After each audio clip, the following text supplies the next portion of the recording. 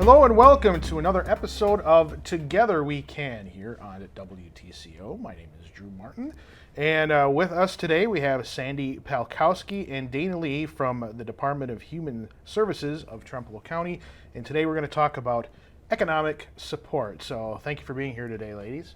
Thank you, Drew, for having us come down to talk about a few exciting changes that our ES unit will be going through in the next 12 months. Fantastic. And we understand that the economic support is part of an 8-county consortium. Can you kind of explain how that works? Sure. So Trempealeau County Economic Support is part of the Western Region for Economic Assistance, otherwise known as REA. We partner with 7 other counties: Buffalo, Clark, Jackson, La Crosse, Monroe, Pepin, and Vernon counties. In 2011, Wisconsin Act 32 directed counties to organize into no more than 10 consortiums statewide.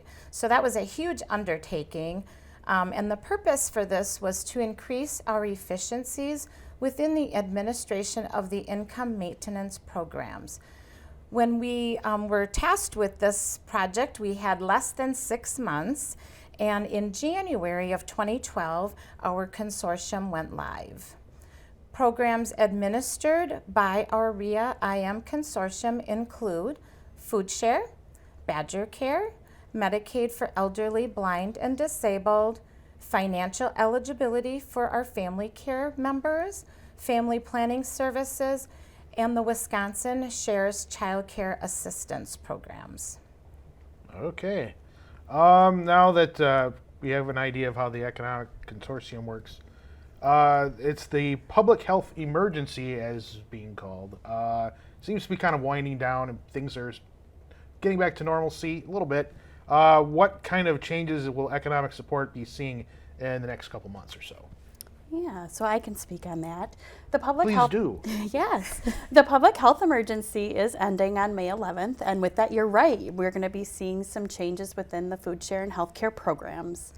Under the food share program, there are 3 key areas that we can expect to see changes in. The first has to do with our drug testing policies.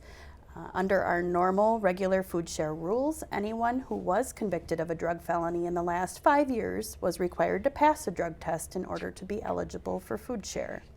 Drug testing was waived during the public health emergency. So starting in June, on June 12th of this year, any new applicants will be subject to the normal drug testing rules. So anyone who's currently receiving food share benefits and has been convicted of a drug felony in the past 5 years will be required to submit to and pass that drug test, starting with renewals in July of 2023. Our next key area is student exemptions. During the public health emergency, there were 2 additional exemptions that were provided to students who were enrolled in a higher education program. Those additional exemptions provided an opportunity for students to receive food share benefits that normally would not have been eligible. And that would include students who had no financial contribution to their family, and those students who are eligible to participate in a state or federally funded work-study program. Those exemptions will no longer be available as of June 12th for new applicants. And finally, our last policy change will be about our ABOD population, which is our able-bodied adults without dependents. And this policy is related to time-limited benefits for food share. So under our normal rules, non-disabled adults with no minor children are required to meet work requirements in order to receive food share benefits.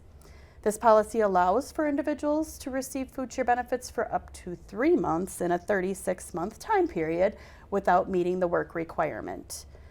These work requirements were waived under the public health emergency, and the Department of Health Services is planning to reinstate those policies and those rules after September of 2023. Okay.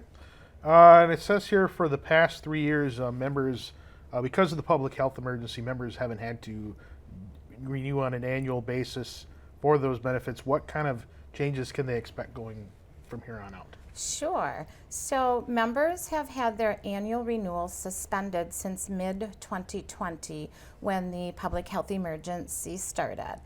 these renewals will resume in June of 2023 through May of 2024. So for our particular consortium, we're looking at a workload increase of about 3,500 renewals a month. So over the course of the 12 months, they've spanned those and spread them out. So we're starting in June, and we're going to see an increase in that workload in about 3,500 renewals each month through May of 2024. So the check the letter, there's a letter that went out to all of our members in late March, early April, and in that letter it came from the Wisconsin Department of Health Services, and it talked about when they should expect their next renewal to be coming due.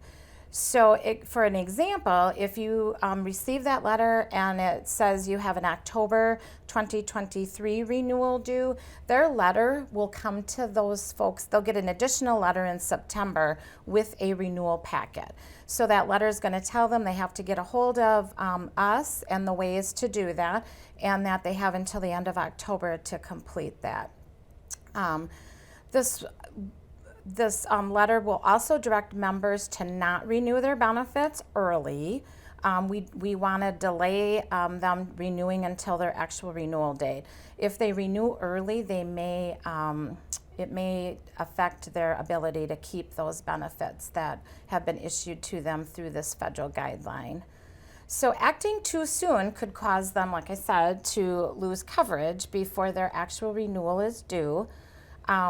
During the renewal process, they may need to update information that we currently have on file. Some of the information that we will be asking these members about will be household details, income, and other insurance that they may have available. There are 4 ways in which our members can complete their renewal. The easiest way is online via Access. If they currently have an Access account, they should log into that account to start that renewal. If they don't have an Access account, they can go to access.wi.gov to set that account up to initiate that renewal process. You can also complete a renewal by mail, in person, or on the phone. If you would like to complete your renewal by phone, individuals should call the Western Region for Economic Assistance. Our toll-free number is 888-627-0430. And our call center hours that our agents are available are Monday, Tuesday, Thursday, and Fridays, 9 a.m. to 3:30, and Wednesdays, 10 a.m. to 3:30.